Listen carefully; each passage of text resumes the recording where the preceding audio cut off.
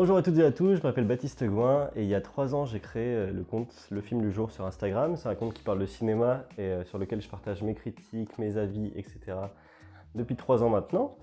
Et en parallèle, je fais une licence de communication sur Angers. Et voilà, je te remercie Elisa de m'accueillir aujourd'hui.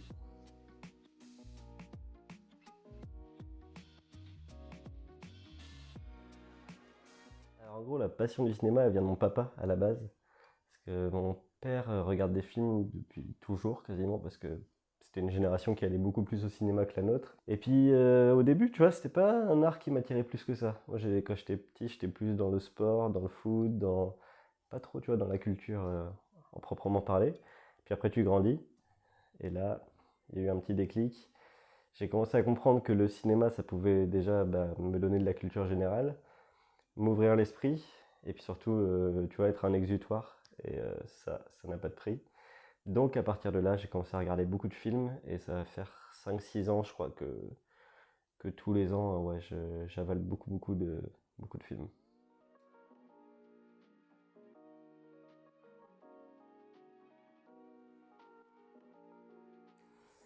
Alors de base, j'ai créé le film du jour, surtout parce que je voulais un répertoire un peu pour noter les films que je voyais.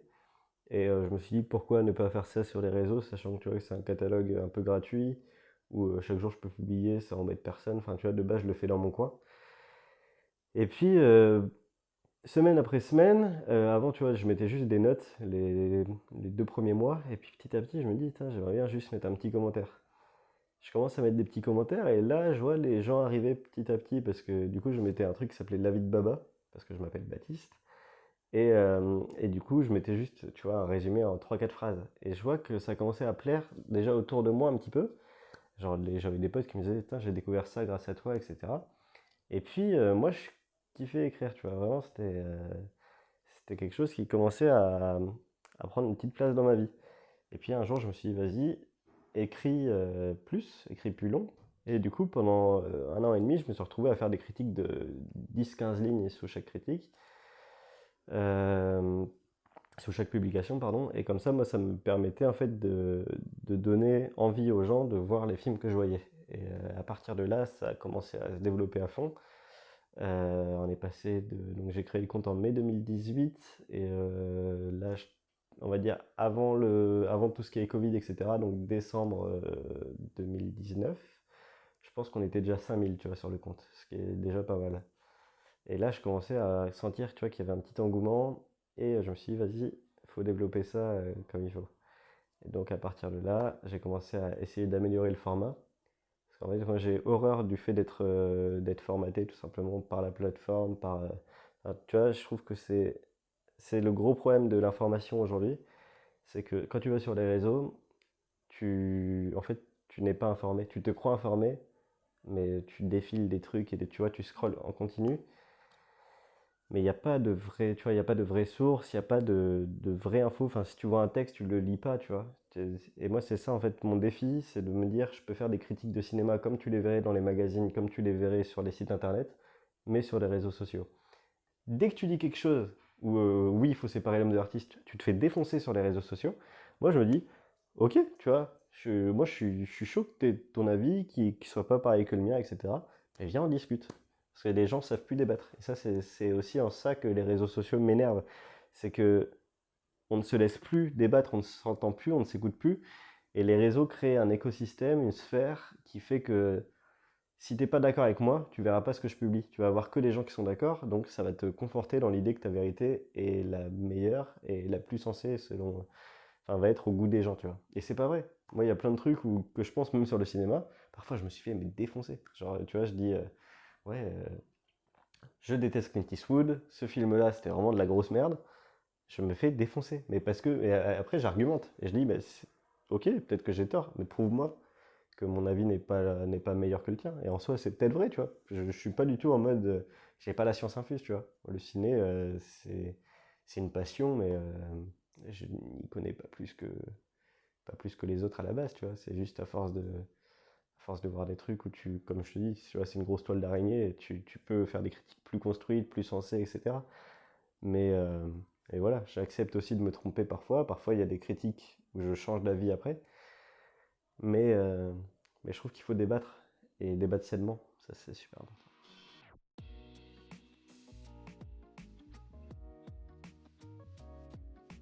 J'ai un podcast, ouais, j'en ai même deux. Enfin, j'en ai eu deux. En fait, j'ai une expérience assez conflictuelle avec les réseaux sociaux, tout simplement parce que c'est paradoxalement pas quelque chose qui me ressemble beaucoup dans ce que je suis au quotidien. Et j'ai un peu de mal avec le paraître, etc. Et c'est pour ça que sur le compte, j'essaye de totalement enlever cette sphère-là, quoi, des réseaux sociaux qui a, mine de rien, une place hyper importante aujourd'hui. Donc j'avais un podcast qui s'appelait Le Carré Bleu, dans lequel je racontais mon expérience sans les réseaux sociaux, parce que l'an dernier j'ai arrêté pendant 5 mois. Je me suis coupé de tous les réseaux parce que j'avais besoin d'une pause et parce que mentalement sinon j'allais vraiment exploser. Et puis j'ai un autre podcast avec une de mes meilleures amies qui s'appelle Capucine, que j'embrasse au passage, et dans lequel on parle des émotions. Donc ça s'appelle Sans état d'âme, et c'est disponible sur toutes les plateformes de streaming. Cinéma, de base, j'y connais rien. Et aujourd'hui, il y a énormément, énormément de trucs que je connais pas. Et tu vois, jamais. Moi, c'est ça qui m'a toujours énervé dans le milieu du cinéma sur les réseaux sociaux, sur les plateformes. C'est que tu as l'impression que tu as les gros cinéphiles, tu vois, les cinéphiles qui sont médiatisés et le reste. Et ces gens-là, pardon pour l'expression, te chient dessus. Parce que c'est genre, tu sais, c'est une culture où tu connais tous les films de Ozu, tu connais vraiment, tu vois, le cinéma de Kurosawa sur le bout des doigts, et c'est trop bien, tant mieux pour eux. Mais c'est pas pour ça que tu es plus cinéphile qu'une autre personne, tu vois. Et moi, c'est ça que j'ai envie de changer un peu, c'est de dire, tu vois, c'est un art qui est hyper accessible et qui doit être ouvert à tout le monde. Et je trouve que, exactement, tu vois, comme dans la philo, comme dans plein de domaines, dès que tu commences à vouloir le rendre complexe pour te montrer supérieur, tu perds totalement le message que tu veux faire passer. Et ça me tient vraiment à cœur aussi, quoi.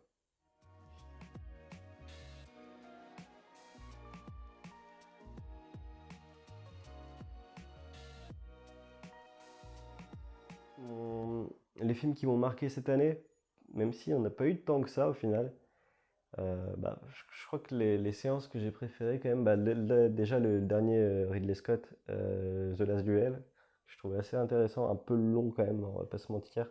J'ai beaucoup aimé Boîte Noire avec Pierre Ninet, parce que ça montre que la France peut faire du cinéma sensationnel, et je réitère aussi le compliment pour Bacner. Je sais que c'est un film qui fait polémique, et moi, au moment où je l'ai vu, enfin, c'est l'un des films que j'ai le plus adulé cette année sur les réseaux, parce que je trouve que au-delà du message politique, qui pour le coup est assez grave, je trouve, quand tu le prends dans son contexte. Enfin, tu vois, il y a des interviews de Cédric Jiménez où tu sais, on lui demande, bah, c'est à Cannes justement, s'il a pas peur que ce genre de film fasse voter Marine Le Pen, et il rit au nez du journaliste. Mais en fait, c'est vrai, tu vois, c'est des films qui sont chocs et qui font peur dans le message qu'ils véhiculent. Et après m'être documenté après le film, je suis pas forcément d'accord avec tout dans le film. Par contre, c'est un truc où c'est vraiment une expérience de cinéma. Et moi, c'est ce que j'aime au ciné, c'est juste ressortir et dire waouh. Tu vois, même si je suis pas d'accord avec toi, tu m'as mis une claque dans la gueule, et je suis content d'avoir payé. Si je dois dresser mon top 5, je dirais Taxi Driver de Scorsese, qui pour moi est le meilleur film de tous les temps, tout simplement déjà pour la BO de Bernard Herrmann qui est folle, pour la prestation de Robert De Niro. Genre le mec c'est 76, donc c'est son deuxième film avec Scorsese, tu vois. Et le gars il écrase tout le monde, enfin j'ai jamais vu ça, tu vois. Parce que c'est un film qui parle de la solitude, et que moi c'est quelque chose qui me parle beaucoup, parce que j'adore, tu vois, ça fait un peu vraiment le vieil ermite, tu vois, j'adore la solitude, nanana. Mais c'est vrai, en fait je me suis toujours senti mieux et plus créatif quand j'étais seul, et c'est un film vraiment que je bois à chaque fois que je le vois, quoi. Enfin, tu comprends l'expression, je peux pas le boire à proprement parler, mais... Et voilà. Sinon, je dirais Pierrot le Fou, parce que la nouvelle vague, parce que Godard, parce que Belmondo, parce qu'Anna Karina, parce que c'est un film sur le véritable amour. Et moi, j'adore le cinéma qui n'est pas romantique, le cinéma qui parle du vrai amour, l'amour qui fait mal. Tu sens le mec qui a été brisé plusieurs fois dans sa vie. Et d'ailleurs, je rajoute à ce classement 500 jours ensemble de Mark Webb, ce film sorti en 2009, pour moi, vitrine du cinéma indépendant. Je voulais juste comme me le faire tatouer juste ici. Puis un petit dernier, tu m'as pas demandé, hein, je suis totalement en roue libre. Voyage au bout de l'enfer. de Cimino. Parce que De Niro, encore une fois, parce que des scènes d'une puissance inégalée. Genre la scène de la roulette russe, tu vois. Pour moi, tu es là, tu t'assois et tu dis rien, quoi. Tu vois, c'est vraiment des films que tu savoures profondément. Vas-y, je te retrouve un cinquième. Euh, un cinquième, je vais dire un film un peu plus récent. Parce que, enfin, il sera pas dans mon top 5 en général, mais j'ai envie de parler de celui-là. C'est Martin Eden de Pietro Marcello, donc l'adaptation du livre de Jack London, qui pour moi montre un cinéma italien qui se réinvente année après année, et je trouve ça génial. Il y avait Le Traître de Marco Bellocchio qui était génial, Piranha, je sais plus le réel, je m'excuse auprès de lui. Mais vraiment des super films. Moi je suis bien content, c'est un cinéma qui me touche beaucoup, le cinéma italien, et je suis content qu'il revienne comme ça en force.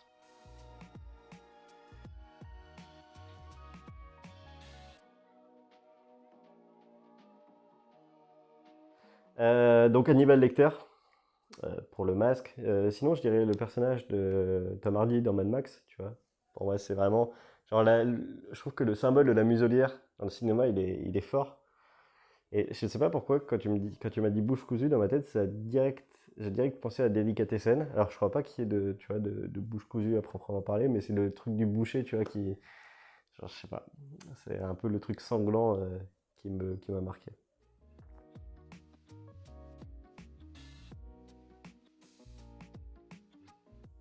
Comment je vois le cinéma aujourd'hui, c'est un peu comme un lieu qui est boudé injustement parce que parce que le cinéma en fait arrive chez nous. Ça, tu vois, c'est aussi quelque chose dont il faut parler, c'est que aujourd'hui tu prends une grosse télé. Moi le premier, hein, moi j'ai une énorme télé que j'ai payée en 4 fois pendant le confinement parce que je pensais qu'on allait être reconfiné, on n'a pas été reconfiné. J'ai eu beaucoup de dettes, mais on a le cinéma qui arrive chez nous, mais on n'a pas l'expérience qui va avec. Et ça, les gens n'y pensent pas. C'est que moi je préfère, tu vois, je préférerais toujours payer plus cher ma place de cinéma enfin, tu vois, tu vas 5 fois au cinéma dans le mois, ça te fait plus cher qu'un abonnement Netflix, oui, mais tu seras concentré au cinéma. Au cinéma, t'es pas comme ça devant ton film, parce que ça, c'est pas regarder un film. Et moi, je le fais, moi le premier, hein. Parfois, quand je suis devant un film, je regarde pas le film. Je suis distrait, parce que quand t'es chez toi, t'es forcément distrait. Tu manges en même temps, t'as des potes avec toi, tu vois. Le cinéma, un fauteuil, un homme ou une femme, l'écran. C'est aussi simple que ça, tu vois. Et c'est ça la vraie culture, c'est la culture qui se consomme entièrement.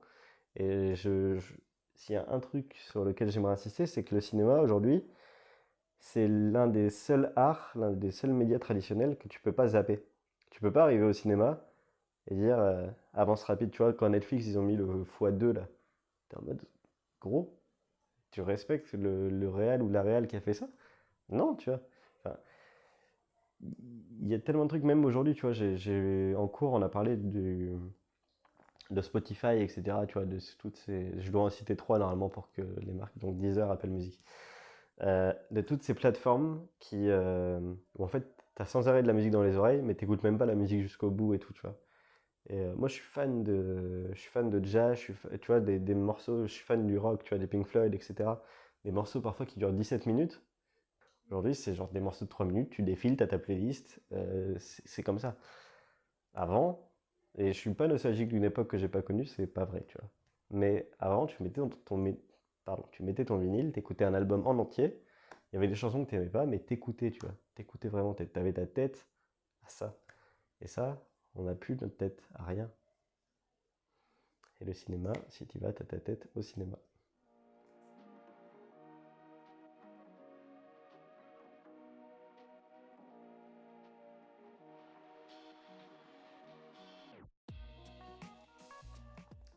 Dans le cinéma, ça c'est sûr. Enfin, c'est vraiment le domaine qui anime ma vie et qui me permet en fait d'être heureux. C'est par le cinéma que je vis aujourd'hui. Tu vois, même aujourd'hui, j'ai un emploi étudiant dans un petit ciné, je fais la caisse et tout. Et même si, tu vois, ça reste un taf, tu vois, c'est pas le truc le plus cool à faire tout le temps. Moi, j'adore le faire. En fait, c'est des trucs, tu vois, tu me dis caissier dans une marque de distribution, ça m'emmerde. Tu me dis qu'est-ce dans un cinéma, moi je suis heureux parce qu'il y a cinéma dedans, tu vois. Et du coup, ça c'est trop cool. Mais du coup, ouais, le cinéma, ça c'est certain. Après, quoi dans le cinéma, comment dans le cinéma, je sais pas. J'aimerais en fait ce qui est la mission un peu que je me suis donnée, que personne m'a donné, hein, tu vois, je me suis vraiment donné le truc à moi-même, c'est d'emmener les jeunes au cinéma. Parce que si on le fait pas, on n'ira plus, en fait, parce qu'il y aura plus de salles. Et il faut savoir que l'âge moyen d'un spectateur en France, c'est 47 ans. 47 ans, ça commence à... Enfin, ça, en fait, chaque année, c'est de plus en plus âgé parce que il y a les plateformes de streaming, parce que les jeunes ont plein de clichés sur le cinéma, sur le prix, sur le programme, plein de trucs hyper rédhibitoires quant au fait d'aller au ciné. Et moi, je veux changer ça, tu vois. Je veux dire, bah putain, là, aujourd'hui, c'est l'art le plus accessible pour s'ouvrir l'esprit. Tu passes 2 heures dans une salle et tu te cultives, quoi. Et c'est pas cher. C'est juste que tu penses que c'est cher, mais c'est pas si cher que ça. Et c'est vachement important pour moi, tu vois, de démocratiser ça. Ce que je veux, c'est parler de cinéma. C'est maintenant. Je veux pas me réveiller à 40 ans. Non, t'aurais dû parler de cinéma, tu vois. Voilà.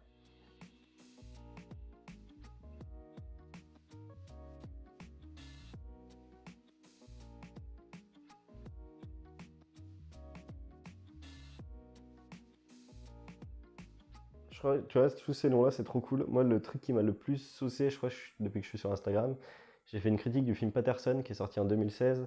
Et Jim Jarmusch qui l'a lu et aimé. Et moi, j'étais en mode, waouh. C'est là que tu vois que c'est fou, tu vois. Moi, je suis en mode dans ma chambre, j'écris un truc sur un film et t'as un de mes réels préférés qui voit le truc, quoi. Et ça, c'est dingue. Vraiment. Donc après, où est-ce que ça ira? Tu vois, moi, j'ai plein de projets pour la suite, plein d'idées. Et j'aimerais bien, tu vois, moi, la finalité, ce serait vraiment de m'immiscer dans un milieu qui, pour l'instant, m'est encore fermé, même si je sens que je m'en rapproche et tout. Et tu vois, aller pouvoir interviewer des mecs, tu vois, prendre ta place, en fait. Et que devant moi, ce soit des gars qui m'ont fait rêver, des gars qui me feront rêver. Moi, le plus important, c'est vraiment que les gens trouvent leur compte dans ce que je fais et découvrent des trucs.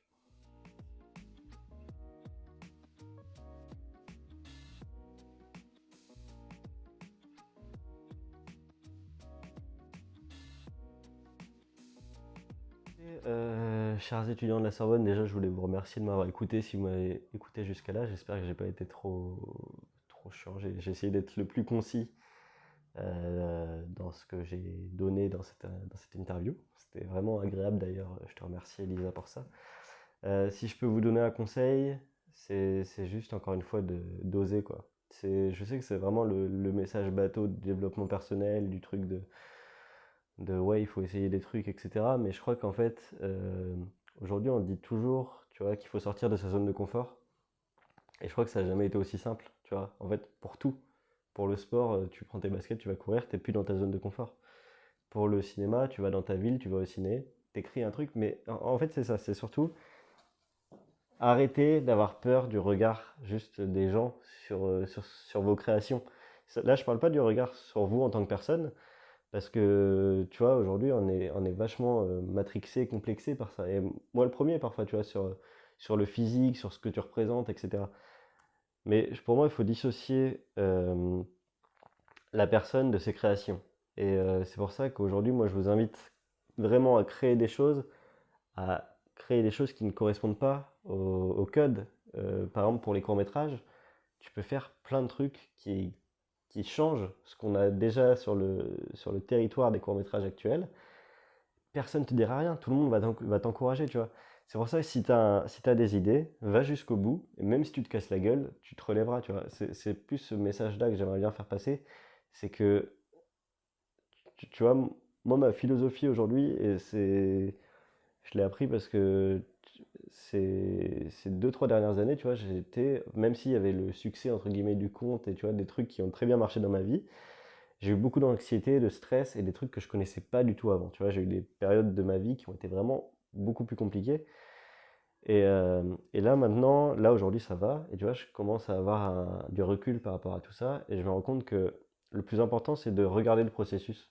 C'est évidemment à la fin, tu vois, tu vas réussir, tu vas peut-être, enfin, selon ta vision de la réussite, selon Mais le plus important, c'est ce que tu vis au moment où tu crées, tu vois. C'est là où c'est inconfortable, c'est là où tu es fatigué, c'est là où personne n'est d'accord avec toi. Et je crois que c'est ça qu'il faut apprécier, c'est juste le processus. Et à la fin du process, il y a toujours, tu ressors grandi, quoi, toujours. Donc apprécier le processus, si je peux donner un conseil. Merci à toi.